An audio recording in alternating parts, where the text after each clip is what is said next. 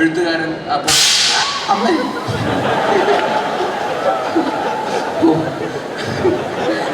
ഫ്ലോഗ് പോയി. അജയന്റെ രണ്ടാം മോഷണമാണ് അവൻ ചെയ്യാൻ വേണ്ടിയിട്ട് ഇറങ്ങിത്തിരിച്ചത് എന്ന് അറിഞ്ഞപ്പോൾ തന്നെ എനിക്ക് ചങ്കിടിപ്പായിരുന്നു. പക്ഷേ അവൻ്റെ ഒരു എത്ര പറയുക, ഒരു 6-8 വർഷത്തെ ജേണിയാണ്. 8 വർഷം എന്ന് പറഞ്ഞു കഴിഞ്ഞാൽ കാരണം അപ്പോൾ ഇതിൽ ഞാൻ എത്ര ഇമ്പോർട്ടൻറ്റ് ക്യാരക്ടറാണെന്ന് എൻ്റെ അടുത്ത് ചോദിക്കുമ്പോൾ ഞാൻ പറയും 3 ടൊവിനോ ഉണ്ട്, അത് കഴിഞ്ഞിട്ടേ ഞാനുള്ളൂ. എന്തായാലും ഡയറക്ടറും ഇതിൻ്റെ മെയിൻ ലീഡ് ആക്ടറും ആയിട്ടുള്ള 2 പേരെന്ന് പറയുന്നത് എനിക്കും എൻ്റെ സിനിമാ ജീവിതത്തിൽ വളരെയധികം എന്താ പറയുക അത്രയും ക്ലോസ് ആയിട്ട് ഞാൻ നല്ലൊരു കൈഡി കൊടുക്കാം നമ്മുടെ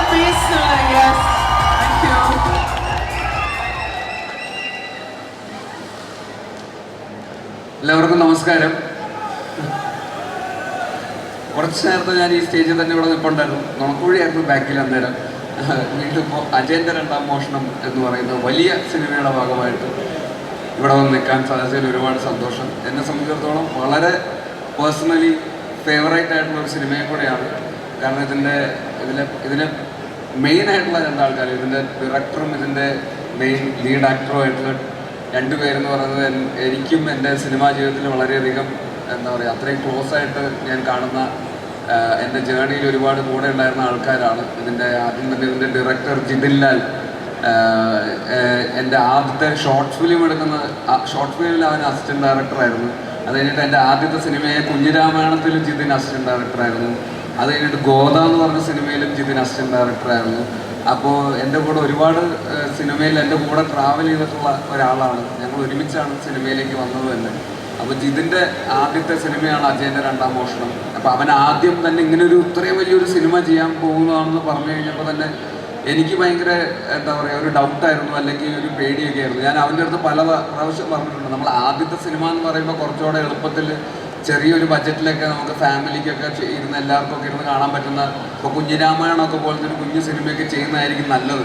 എന്നിട്ട് കുറച്ച് മെല്ലെ മെല്ലെ വലിയ സിനിമകൾ ചെയ്യുന്നതായിരിക്കും കുറച്ചുകൂടെ നമുക്കും സേഫായിട്ട് നമുക്ക് മുമ്പോട്ടും ആൾക്കാരെ കൺവിൻസ് ചെയ്യാനൊക്കെ എളുപ്പം അതായിരിക്കും എന്നൊക്കെ പലപ്പോഴും പറഞ്ഞിട്ടുണ്ടെങ്കിൽ പോലും അവൻ ആദ്യം തന്നെ അജയൻ്റെ രണ്ടാം മോഷണമാണ് അവൻ ചെയ്യാൻ വേണ്ടിയിട്ട് ഇറങ്ങിത്തിരിച്ചത് എന്ന് അറിഞ്ഞപ്പോൾ തന്നെ എനിക്ക് ചങ്കിടിപ്പായിരുന്നു. പക്ഷേ അവൻ്റെ ഒരു എത്ര പറയുക, ഒരു 6-8 വർഷത്തെ ജേണിയാണ്. 8 വർഷം എന്ന് പറഞ്ഞു കഴിഞ്ഞാൽ കാരണം ഈ സിനിമ അനൗൺസ് ചെയ്ത അന്ന് മുതൽ എല്ലാ ക്രിസ്മസിനും ഓണത്തിനും അവനെനിക്ക് ഫേസ്ബുക്കിൽ ഇടാൻ ഓണാശംസയും ക്രിസ്മസ് ആശംസയും അജയൻ്റെ രണ്ടാം മോഷണം ടീം വിഷിങ് യു ഓണം എന്നൊക്കെ പറഞ്ഞിട്ട് എനിക്ക് അയച്ചു തരാറുണ്ട്. ഞാൻ ആദ്യത്തെ ഒരു 4 വർഷമൊക്കെ സോഷ്യൽ മീഡിയയിൽ ഷെയർ ചെയ്യുമായിരുന്നു. പിന്നെ എനിക്കും ബോറടിച്ചു, ഇനിയിപ്പോൾ സിനിമ ഇറങ്ങട്ടെ എന്നിട്ടിടാം എന്ന് വിചാരിച്ചിരിക്കുകയായിരുന്നു. അപ്പോൾ അത്ര 8 വർഷമായി ആ സിനിമയുടെ ഭാഗമായിട്ട് അവൻ ഈ സിനിമയിലൂടെ സഞ്ചരിക്കുന്നത്. അപ്പോൾ അങ്ങനെ ഒരു എളുപ്പമുള്ളൊരു ജോലിയല്ല അവൻ ഏറ്റെടുത്തത്. ഒരു ആദ്യത്തെ സിനിമ, ഇത്രയും വലിയ സിനിമ ചെയ്യാന്ന് പറയുമ്പോൾ ആദ്യം തന്നെ ഇത്രയും വലിയ പൈസ മുടക്കുന്ന പ്രൊഡ്യൂസറെ നമ്മൾ കൺവിൻസ് ചെയ്യണം, ഇയാളെ വിശ്വസിക്കണം. ഈ ഡയറക്ടറെ ട്രസ്റ്റ് ചെയ്തിട്ട് ഇത്രയും കോടികൾ മുടക്കുക എന്ന് പറയുന്ന ഒരു പ്രൊഡ്യൂസറിനെ അവൻ കൺവിൻസ് ചെയ്യണം.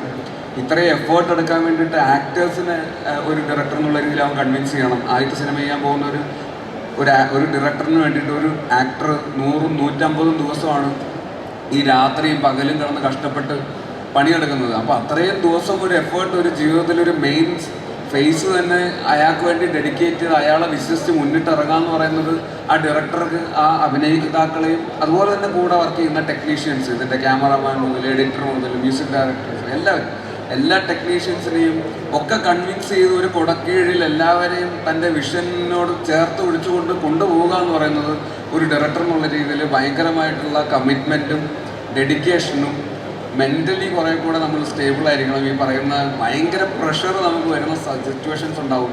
ഈ പറയുന്ന പല പല പ്രശ്നങ്ങളാണ് നമ്മൾ ഈ പ്രോസസ്സിൻ്റെ ഇടയിൽ, ഈ 8 വർഷത്തിനിടയിൽ ഉണ്ടാകുന്ന പ്രശ്നങ്ങൾ. എൻ്റെ എക്സ്പീരിയൻസ് വെച്ചിട്ട് എനിക്ക് പറയാൻ പറ്റും, ഒരുപാട് പ്രശ്നങ്ങൾ ഫേസ് ചെയ്യേണ്ടി വരും ഷൂട്ടിംഗ് സമയത്ത്. ക്രൈസിസ് മാനേജ്മെൻറ്റ്, അത് ഇതെന്നൊക്കെ പറഞ്ഞ് പല 100 കണക്കിനുള്ള പ്രശ്നങ്ങളാണ്. ഈ പ്രശ്നങ്ങളൊക്കെ ഒരു കൂൾ ഹെഡഡായിട്ട് ഡീൽ ചെയ്യാൻ പറ്റുക, ഇതെല്ലാം കൂടെ ഡീൽ ചെയ്ത് അവസാനം ഒരു നല്ല ക്വാളിറ്റി ഔട്ട്പുട്ട് ഉണ്ടാക്കിയെടുക്കുക എന്നൊക്കെ പറയുന്നത് അത്ര നിസ്സാരമായിട്ടുള്ളൊരു കാര്യമല്ല. അത് സക്സസ്ഫുള്ളി കംപ്ലീറ്റ് ചെയ്തിട്ടുണ്ടെന്നാണ് ഞാൻ വിശ്വസിക്കുന്നത്. ഞാൻ കണ്ടിടത്തോളം അങ്ങനെ തന്നെ സംഭവിച്ചിട്ടുണ്ട് എന്നാണ് ഞാൻ വിശ്വസിക്കുന്നത്. അതുകൊണ്ട് തന്നെ ജിതിൻ ലാൽ എന്ന് പറയുന്ന ഡയറക്ടറിന് ഞാൻ ഇവിടെ നിങ്ങളെല്ലാവരും ഒന്ന് കൈയടിക്കണം എന്ന് അഭ്യർത്ഥിക്കുകയാണ്. അതുപോലെ തന്നെ ടൊവിനോ, നിങ്ങൾക്ക് എല്ലാവർക്കും അറിയാം, ഞങ്ങൾ ഒരുമിച്ച് തുടങ്ങിയതാണ്. ഇതുപോലെ തന്നെ ഗോദയിൽ ടോബി നായകനായിരുന്നു. അത് കഴിഞ്ഞ് മിന്നൽ മുരളി ചെയ്തു. അത് കഴിഞ്ഞിട്ട് ആണ് അജയൻ്റെ രണ്ടാം മോഷണത്തിലേക്ക് കയറുന്നത്. അപ്പോൾ എൻ്റെ അടുത്ത് ഈ സിനിമ അഭിനയിക്കുന്ന കാര്യം അന്ന് ജിതിൻ പറഞ്ഞിട്ടുണ്ടായിരുന്നു. അപ്പോൾ അങ്ങനെ ഞാൻ ഇതിൽ ഒരു റോൾ ചെയ്യുന്നുണ്ടായിരുന്നു. അപ്പോൾ ഇതിൻ്റെ പ്രോസസ്സ് എനിക്കറിയാം, ഇതിൻ്റെ ഷൂട്ടിംഗ്. അപ്പോൾ ഇതിൽ ഞാൻ എത്ര ഇമ്പോർട്ടൻറ്റ് ക്യാരക്ടറാണെന്ന് എൻ്റെ അടുത്ത് ചോദിക്കുമ്പോൾ ഞാൻ പറയും 3 ടൊവിനോ ഉണ്ട്, അത് കഴിഞ്ഞിട്ടേ ഞാനുള്ളൂ. എന്തായാലും അവൻ തന്നെ 3 ചെയ്യുന്നുണ്ട്. പിന്നെ അതിന് വേണ്ട നായികമാരും ഉണ്ട്. അതെല്ലാം കഴിഞ്ഞിട്ടുള്ളൊരു റോളാണ് എൻ്റെ റോള്. അപ്പോൾ 3 റോൾ ഒരാൾ തന്നെ ഒരു നായകൻ്റെ കാശ് മേടിച്ചിട്ട് 3 പേരുടെ പണിയെടുക്കുക എന്ന് പറയുന്നത് അത്ര എളുപ്പമുള്ള കാര്യമല്ല. അതായത് ഒരു സിനിമയിൽ തന്നെ 3 ആളായിട്ട് നിൽക്കുക എന്ന് പറയുന്നത്, അത് പല കാലഘട്ടങ്ങളിലുള്ള ആൾക്കാരായിട്ട് അഭിനയിക്കുക എന്ന് പറയുന്നത് അത്ര നിസ്സാരമായിട്ടുള്ള കാര്യമല്ല. കാരണം നമ്മുടെ മാനറിസംസും നമ്മുടെ ബോഡി ലാംഗ്വേജും എക്സ്പ്രഷൻസും ഒക്കെ ഒരേപോലെ ആയിപ്പോകാനുള്ള സാധ്യതയുണ്ട്. അത് 3 ആളായിട്ട് ഫീൽ ചെയ്യിപ്പിക്കുക, ഒരേ സമയത്ത് തന്നെ അടുത്ത സെക്കൻഡിൽ മറ്റേ ആളായിരിക്കും കാണിക്കുക. ഒരു 2 മിനിറ്റ് കഴിയുമ്പോൾ തിരിച്ച് വീണ്ടും ഈ കാലഘട്ടത്തിലെ ആളെ കാണിക്കും. ഇതെല്ലാം ഇങ്ങനെ മാറി മറിഞ്ഞുകൊണ്ടിരിക്കുമ്പോൾ നമ്മൾ പലതായിട്ട് തോന്നിപ്പിക്കുക എന്ന് പറയുന്നത് അത്ര നിസ്സാരമായിട്ടുള്ളൊരു കാര്യമല്ല. അത് ഈ പറയുന്ന ഒരു ആക്ടർ എന്നുള്ള രീതിയിലും അതുപോലെ തന്നെ ഫിസിക്കലി എടുക്കുന്ന എഫേർട്ടൊക്കെ ഒരുപാട് എഫേർട്ട് എടുത്തിട്ടാണ് ഈ സിനിമയ്ക്ക് വേണ്ടി ഡെഡിക്കേറ്റ് ചെയ്ത് അതിനുവേണ്ടി ഇറങ്ങി തിരിച്ചത്. ഞാൻ ജയ എന്ന് പറഞ്ഞൊരു സിനിമയിൽ ഒരു 5 മിനിറ്റിൻ്റെ ആക്ഷൻ ചെയ്തപ്പോൾ തന്നെ എനിക്ക് മതി, ഇനി ഞാൻ ആക്ഷൻ ചെയ്യില്ല എന്ന് പറഞ്ഞതാണ്. എന്നെക്കൊണ്ട് വയ്യ, ഇടിയും കൊണ്ട് സ്റ്റിച്ചൊക്കെ ഇട്ട് ആശുപത്രിയിലേക്ക് ആയതാണ്. അപ്പോൾ അങ്ങനെയുള്ള സാഹചര്യത്തിലാണ് മുഴുനീള ആക്ഷൻ സിനിമയൊക്കെ ചെയ്യുന്നത്. കുതിരപ്പുറത്തൊക്കെ കയറി ഓടിക്കുക, കുതിരേൻ്റെ പുറത്തൊക്കെ കയറി ഓടിക്കുക എന്ന് പറഞ്ഞാൽ സിനിമയെ കാണുന്നത് ഭയങ്കര എളുപ്പമാണ്. പക്ഷെ ജീവിതത്തിൽ അത്ര എളുപ്പമല്ലാതെ കുതിര കയറിയിട്ടുള്ളവർക്ക് എനിക്ക് അറിയാമെന്ന് എനിക്ക് തോന്നുന്നു.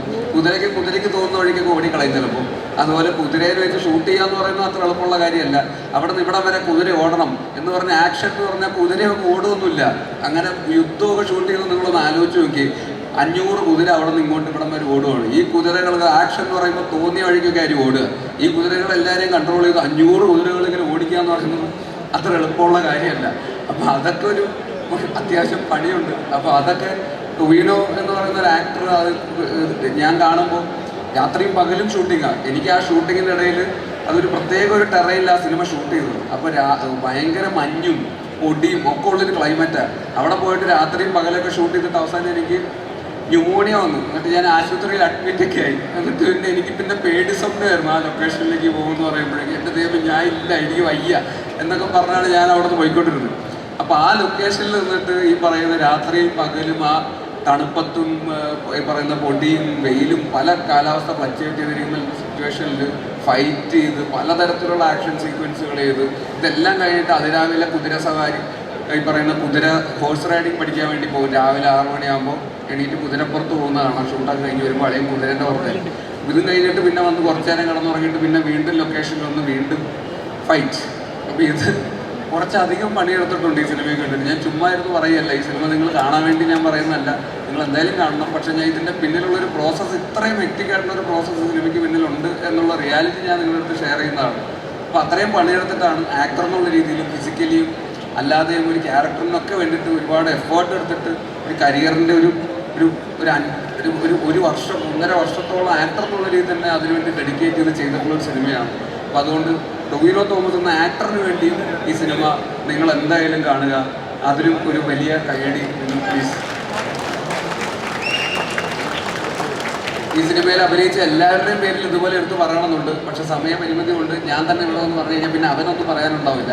അതുകൊണ്ട് ഞാൻ ബാക്കിയുള്ളതും കൂടെ എല്ലാവരും ഇതുപോലെയൊക്കെ തന്നെയാണ്. അതുപോലെ സുരഭി ആണെങ്കിലും മറ്റ് ആക്ട്രസസ് ആണെങ്കിലും, അതുപോലെ സുജിത്തേട്ടൻ്റെ സ്ക്രിപ്റ്റാണ്. സുജിത്തേട്ടനെ ഞാൻ ഗോതയുടെ സമയത്ത് പരിചയപ്പെട്ടതാണ്. അദ്ദേഹവും അന്ന് തൊട്ട് ഈ സ്ക്രിപ്റ്റുമായിട്ട് കൊണ്ടു നടക്കുന്നതാണ്. അദ്ദേഹവും ഈ പറയുന്ന പോലെ ഒരുപാട് ആത്മാർത്ഥമായിട്ട് എഴുതി അദ്ദേഹത്തിൻ്റെ നാട്ടിൽ തന്നെ സെറ്റ് ചെയ്തിരിക്കുന്ന കണ്ണൂരുകാരനാണ് അദ്ദേഹം, കാസർഗോഡാണ്. അപ്പോൾ കാസർഗോഡിൻ്റെയൊക്കെ പശ്ചാത്തലത്തിൽ നടക്കുന്ന ഒരു കഥയാണ്.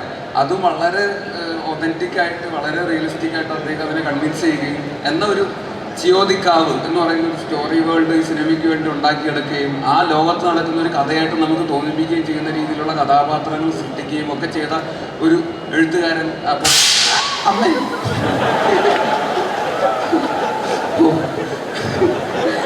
ഫ്ലോഗ് പോയി, നീ പറഞ്ഞ് ജയിച്ചാണോ ഇത്? സാധാരണ ഇങ്ങനത്തെ പരിപാടി നിന്റെ ഭാഗത്ത് ഉണ്ടാവാറ്. അപ്പോൾ എന്തായാലും നമ്മൾ പറഞ്ഞൊന്ന് ജീവിക്കാവും. അപ്പോൾ നന്നായിട്ട് എഴുതിയിട്ടുണ്ട്. അതുപോലെ ഇതിൻ്റെ പ്രൊഡ്യൂസർ ലിസ്റ്റിൻ ചേട്ടൻ, അദ്ദേഹവും ഈ പറയുന്ന പോലെ നേരത്തെ പറഞ്ഞ പോലെ കടം മേടിച്ചും കുടുംബം വിറ്റുമൊക്കെയാണ് എന്നൊക്കെയാണ് അദ്ദേഹം പറയുന്നത്. അത് ഞാൻ വിശ്വസിക്കുന്നില്ല. എന്നാലും ഇത്രയും റിസ്ക് എടുത്തിട്ടാണ് ഈ സിനിമ അദ്ദേഹവും ചെയ്തിരിക്കുന്നത്. കാരണം ഇതിന് അത്യാവശ്യം നല്ല രീതിയിൽ കാശ് ചിലവായിട്ടുണ്ട്. അപ്പോൾ അത് ഇത്രയും ലാംഗ്വേജസിലൊക്കെ ഇറക്കി ഇത്രയും ആൾക്കാരുടെ മുമ്പിലേക്ക് എത്തിച്ച് അത് ആ സിനിമ ഇവിടെ ഒന്നും നിൽക്കേണ്ട ഒരു സിനിമയല്ല, അത് കുറേ കൂടെ ലാർജർ ഓഡിയൻസിലേക്ക് ഇത് എത്തണം എന്നുള്ളൊരു വിഷൻ അദ്ദേഹത്തിൻ്റെ ഭാഗത്ത് ഉണ്ടാവുകയും അങ്ങനെയാണ് ARM എന്നുള്ള പേരിലേക്ക് എത്തുന്നത് തന്നെ ആ ഒരു തോട്ട് പ്രോസസ്സിൻ്റെ ഭാഗമാണ്. അജയൻ്റെ രണ്ടാം മോഷണം എന്ന് ഹിന്ദിയിലും തമിഴിലൊക്കെ പോയി കഴിഞ്ഞാൽ അവർക്ക് ചിലപ്പോൾ ചേട്ടാ ഒരു അജയൻ്റെ എന്ന് പറയാൻ ചിലപ്പോൾ ടിക്കറ്റ് എടുക്കാൻ നേരത്തെ ചിലപ്പോൾ ബുദ്ധിമുട്ടുമായിരിക്കും എന്നുള്ള ഒരു റിയലൈസേഷൻ കാരണമാണ് അദ്ദേഹം അതിന് ARM എന്നിട്ട് കഴിയുമ്പോൾ ഇപ്പോൾ തമിഴ്നാട്ടിൽ പോയാലും ഹിന്ദിയിൽ പോയാലും എല്ലാവർക്കും ബഡ്ഡോ ARM എന്നൊക്കെ പറയാൻ എളുപ്പമാണല്ലോ. അപ്പോൾ അത് നല്ലൊരു കൈയടി അദ്ദേഹവും അറിയിക്കുന്നുണ്ട്. ആ റിസ്കിന് എല്ലാവരും പ്ലീസ് ലിസ്റ്റ് ചെയ്യണം. അതുപോലെ എല്ലാ ടെക്നീഷ്യൻസും ADs ബാക്കി ക്രൂ ഇവരുടെയൊക്കെ എഫേർട്ട് നേരിട്ട് കണ്ടിട്ടുണ്ട്. അതിൻ്റെ ഒരു ചെറിയ ഭാഗം എന്നുള്ള നിലയിൽ എനിക്കിത് വളരെ ജെന്യുവനായിട്ട് പറയാൻ പറ്റും. തീർച്ചയായിട്ടും ഈ സിനിമ ഓണത്തിന് തിയേറ്ററുകളിലെത്തുമ്പോൾ നിങ്ങളുടെ എല്ലാവരുടെയും സപ്പോർട്ട് ഉണ്ടാവണം. മലയാള സിനിമയ്ക്ക് നമുക്ക് എന്താ പറയുക അഭിമാനിക്കാവുന്ന മലയാളികൾക്ക് അഭിമാനിക്കാവുന്ന ഒരു സിനിമയായിട്ട് അജയൻ്റെ രണ്ടാം മോഷണം മാറട്ടെ എന്ന് ആത്മാർത്ഥമായി ആഗ്രഹിക്കുന്നു. ഒരിക്കൽ കൂടി നിങ്ങളുടെ എല്ലാവരുടെയും സപ്പോർട്ട് ആഗ്രഹിക്കുന്നു. ഇതിലുള്ള എല്ലാവർക്കും ആശംസകൾ അറിയിക്കുന്നു. Thank you so much. Thank you so much Basil. ഞങ്ങൾക്ക് ആ മൈക്ക് തിരിച്ചു തരുമോ? Thank U.